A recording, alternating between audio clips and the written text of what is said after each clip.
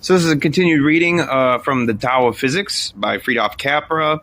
This is a chapter called The Unity of All Things. It's an excellent book. You should find it. So this book's about different spiritual traditions and what unifies them, etc. And then lays down this mystic wisdom here. So this is The Unity of All Things, chapter 10. Although the spiritual traditions described in the last 5 chapters differ in many details, their view of the world is essentially the same. It is a view which is based on mystical experience, on a direct, non-intellectual experience of reality. And this experience has a number of fundamental characteristics which are independent of the mystic's geographical, historical, or cultural background. A Hindu and a Taoist may stress different aspects of the experience. A Japanese Buddhist may interpret his or her experience in terms which are very different from those used by an Indian Buddhist. But the basic elements of their worldview has been developed in all these traditions are the same. These elements, which also seem to be the fundamental features of the worldview emerging from modern physics. The most important characteristic of the Eastern worldview, one could almost say the essence of it, is the awareness of the unity and mutual interrelation of all things and events, the experience of all phenomena in the world as manifestations of a basic oneness. All things are seen as interdependent and inseparable parts of this cosmic whole, as different manifestations of the same ultimate reality. The Eastern traditions constantly refer to this ultimate indivisible reality, which manifests itself in all things, and of which all things are parts. It is called Brahman in Hinduism, Dharmakaya in Buddhism, Tao in Taoism, because it transcends all concepts and categories. Buddhists call it Tathata, or suchness. What is meant by the soul as suchness is the oneness of the totality of all things, the great all-including whole. In ordinary life, we are not aware of this unity of all things, but divide the world into separate objects and events. This division is, of course, useful and necessary to cope with our everyday environment, but is not a fundamental feature of reality. It is an abstraction, devised by our discriminating and categorizing intellect. To believe that our abstract concepts of separate things and events are realities of nature is an illusion. Hindus and Buddhists tell us that this illusion is based on avidya, or ignorance, produced by a mind under the spell of Maya. The principal aim of the Eastern mystical traditions is therefore to readjust the mind by centering and quieting it through meditation. The Sanskrit term for meditation, samadhi, means literally mental equilibrium. It refers to the balanced and tranquil state of mind in which the basic unity of the universe is experienced. Entering into this samadhi of purity, one obtains all-penetrating insight that enables one to become conscious of the absolute oneness of the universe, quote-unquote. The basic oneness of the universe is not only the central characteristic of the mystical experience, but is also one of the most important revelations of modern physics. It becomes apparent at the atomic level and manifests itself more and more as one penetrates deeper into matter, down into the realm of subatomic particles. The unity of all things and events will be a recurring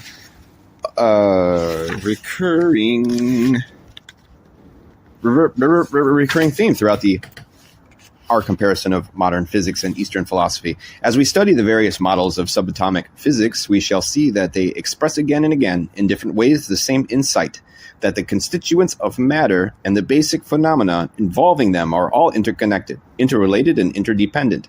That they cannot be understood as isolated entities, but only as integrated parts of the whole.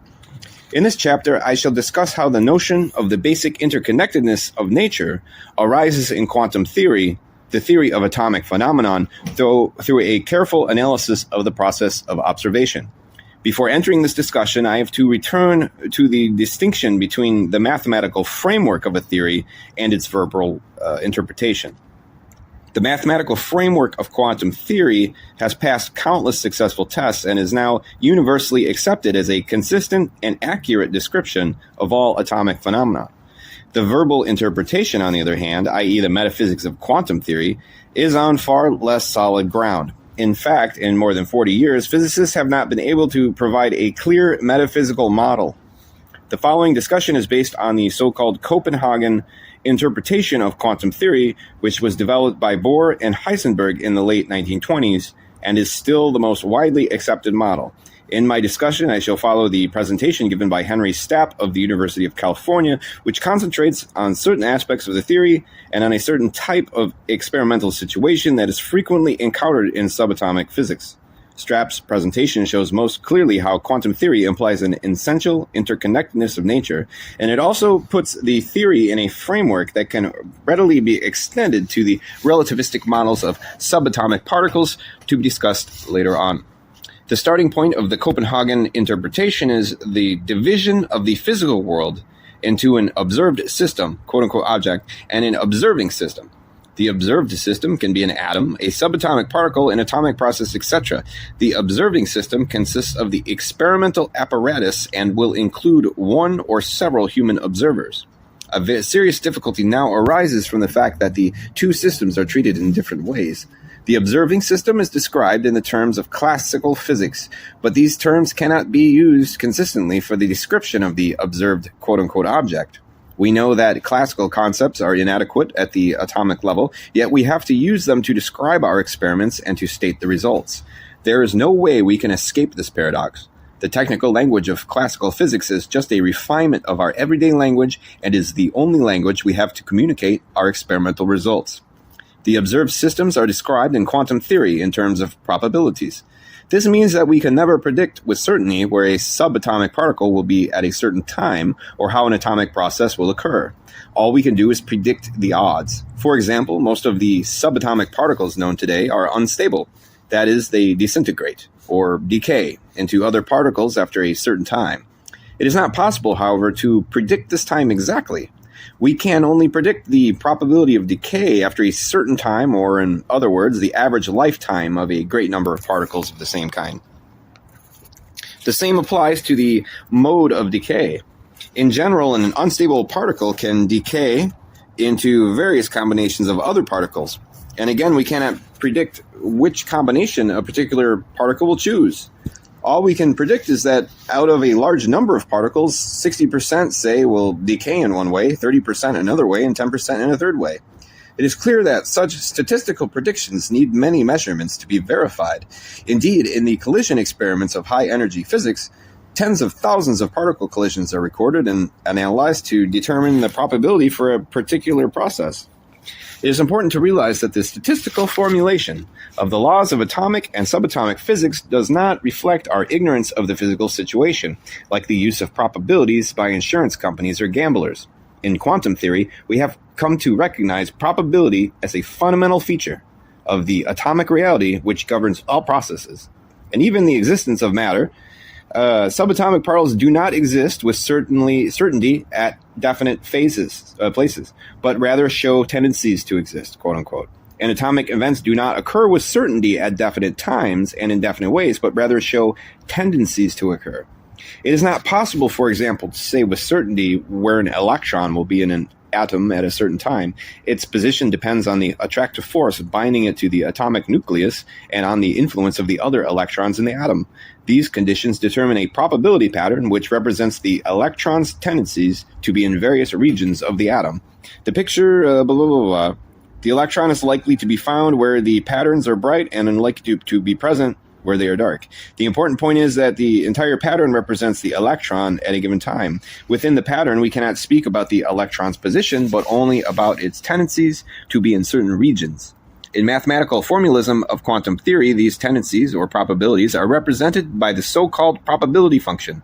a mathematical quantity which is related to the probabilities of finding the electron in various places at various times. The contrast between the two kinds of description, classical terms for the experimental arrangement and probability functions for the observed objects, leads to deep metaphysical problems which have not yet been resolved. In practice, however, these problems are circumvented by describing the observing systems in operational terms, that is, in terms of instructions, which permit scientists to set up and carry out their experiments. In this way, the measuring devices and the scientists are effectively joined into one complex system, which has no distinct, well-defined parts, and the experimental apparatus does not have to be described as an isolated physical entity. For the further discussion of the process of observation, it will be useful to take a definite example, and the simplest physical entity that can be used is a subatomic particle, such as the electron.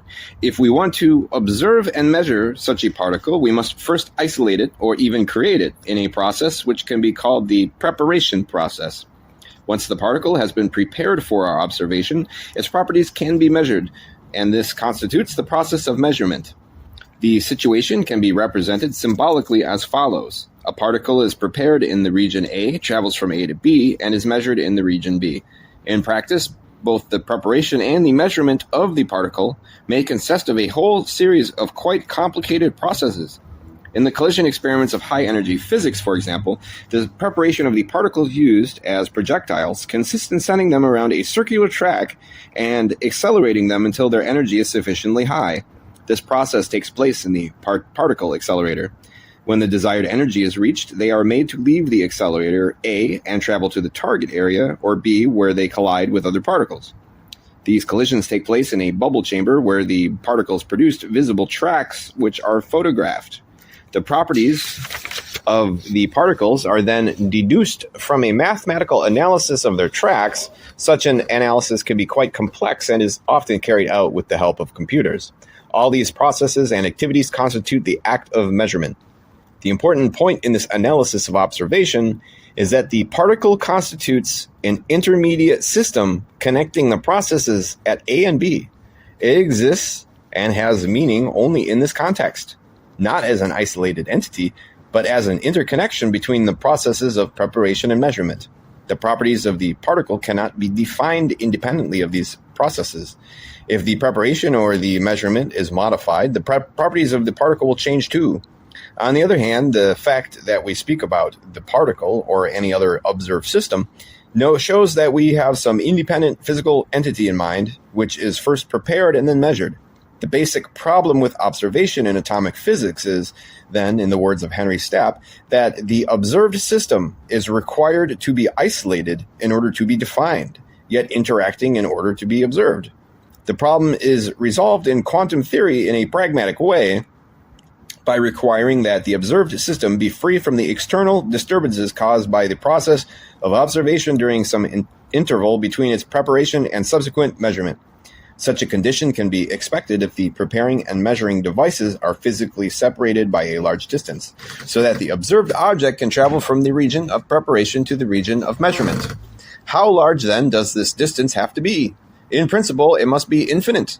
In the framework of quantum theory, the concept of a distinct physical entity can be defined precisely only if this entity is infinitely far away from the agencies of observation. In practice, this is, of course, not possible. Neither is it necessary. We have to remember here that the basic attitude of modern science, that all its concepts and theories are approximate. In the present case, this means that the concept of a distinct physical entity need not have a precise definition, but can be defined approximately. This is done in the following way.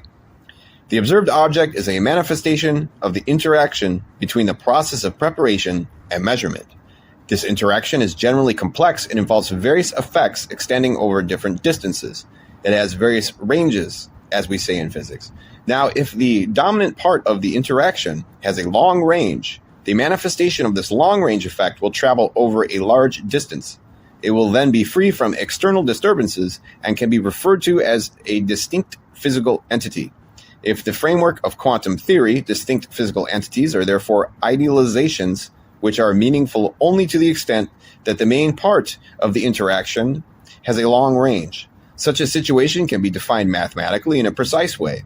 Physically, it means that the measuring devices are placed so far apart that their main interaction occurs through the exchange of a particle, or in more complicated cases, of a network of particles. There will always be other effects present as well, but as long as the separation of the measuring devices is large enough, these effects can be neglected. Only when the devices are not placed far enough apart with the short-range effects become dominant. In such a case, the whole macroscopic system forms a unified whole, and the notion of an observed object breaks down. Quantum theory thus reveals an essential interconnectedness of the universe.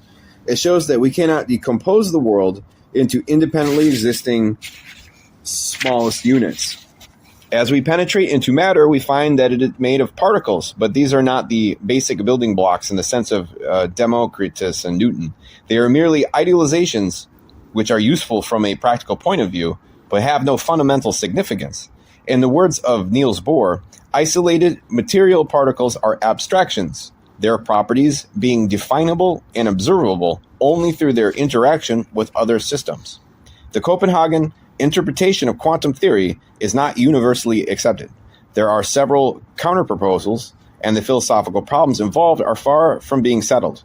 The universal interconnectedness of things and events, however, seems to be a fundamental feature of the atomic reality which does not depend on a particular interpretation of the mathematical theory. The following passage from a recent article by David Bohm, one of the main opponents of the Copenhagen interpretation, confirms this fact most eloquently.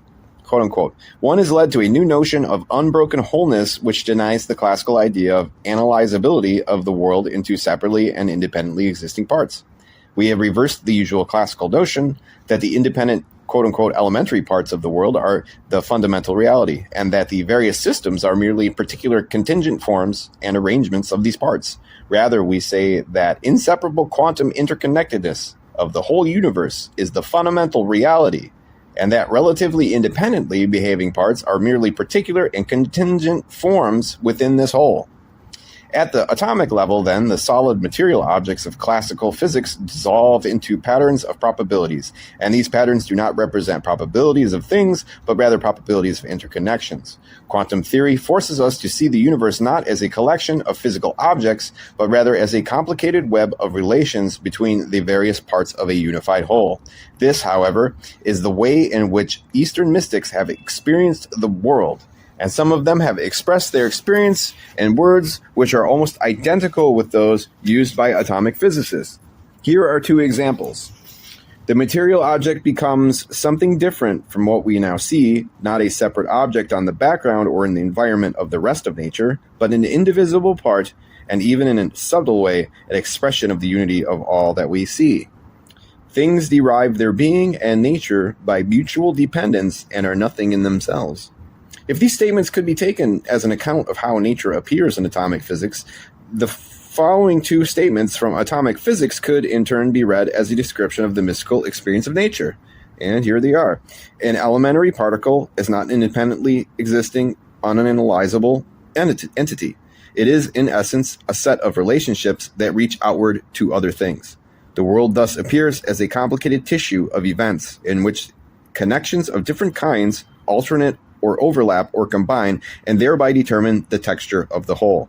The picture of an interconnected cosmic web which emerges from modern atomic physics has been used extensively in the East to convey the mystical experience of nature. For the Hindus, Brahman is the unifying thread in the cosmic web, the ultimate ground of all being. As they say, he on whom the sky, the earth, and the atmosphere are woven, and the wind together with all life rests, him alone know as the one soul. In Buddhism, the image of the cosmic web plays an even greater role. The core of the Avatamsaka Sutra, one of the main scriptures of Mahayana Buddhism, is the description of the world as a perfect network of mutual relations where all things and events interact with each other in an infinitely complicated way. Mahayana Buddhists have developed many parables and similes to illustrate this universal interrelatedness, some of which will be discussed later on in connection with the relativistic version of the web philosophy in modern physics. The cosmic web, finally, plays a central role in Tantric Buddhism, a branch of the Mahayana which originated in India around the 3rd century BC and continues today the main school of Tibetan Buddhism. The scriptures of the school are called the Tantras, a word whose Sanskrit root means to weave, and which refers to the interwovenness and interdependence of all things and events. In Eastern mysticism, this universal interwovenness always includes the human observer and his or her consciousness, and this is also true in atomic physics. At the atomic level, objects can be understood only in terms of the interaction between the processes of preparation and measurement. The end of this chain of processes lies always in the consciousness of the human observer. Measurements are interactions which create sensations in our consciousness. For example, the visual sensation of a flash of light or of a dark spot on a photographic plate. And the laws of atomic physics tell us with what probability an atomic object will give rise to a certain sensation if we let it interact with us. Natural science, says Heisenberg, does not simply describe and explain nature. It is part of the interplay between nature and ourselves.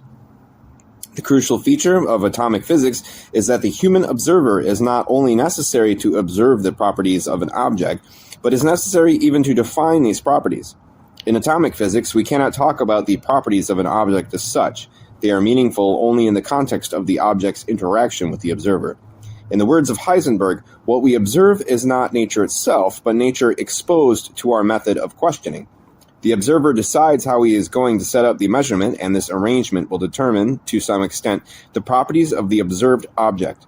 If the experimental arrangement is modified, the properties of the observed object will change in turn.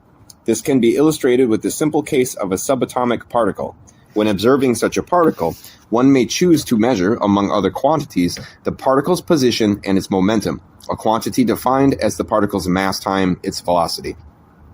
We shall see in the next chapter that an important law of quantum theory, Heisenberg's uncertainty principle, says that these two quantities can never be measured simultaneously with precision.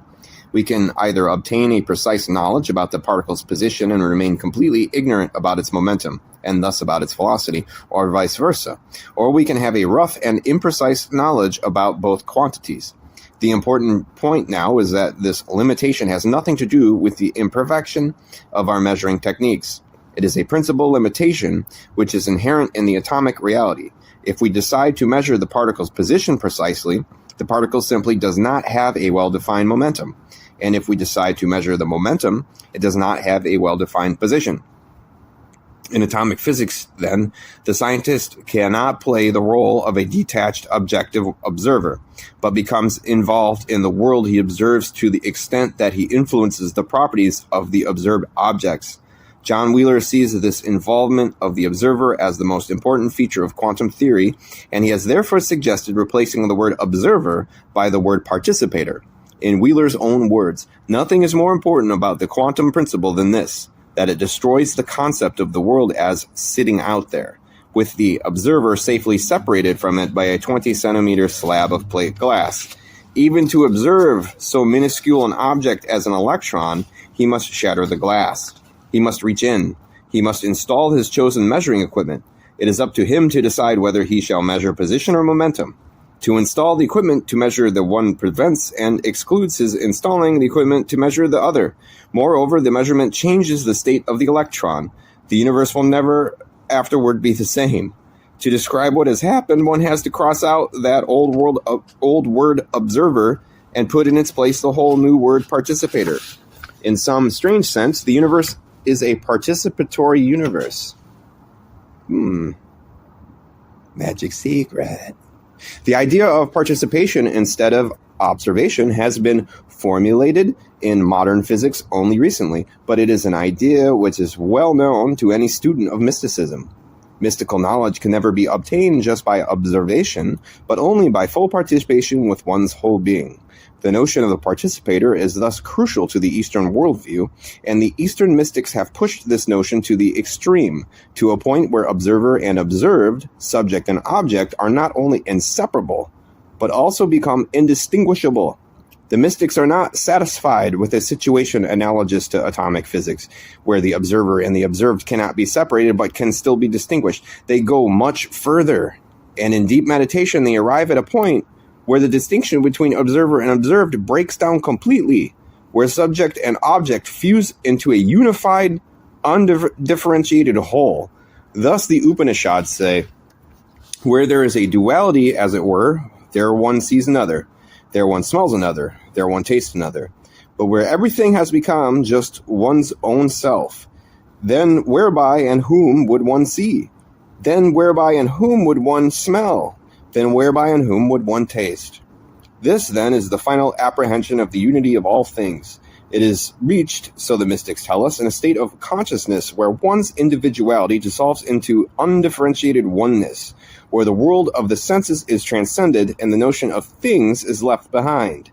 In the worlds of Shuangzu, my connection with the body and its parts is dissolved. My perceptive organs are discarded, thus leaving my material form and bidding farewell to my knowledge.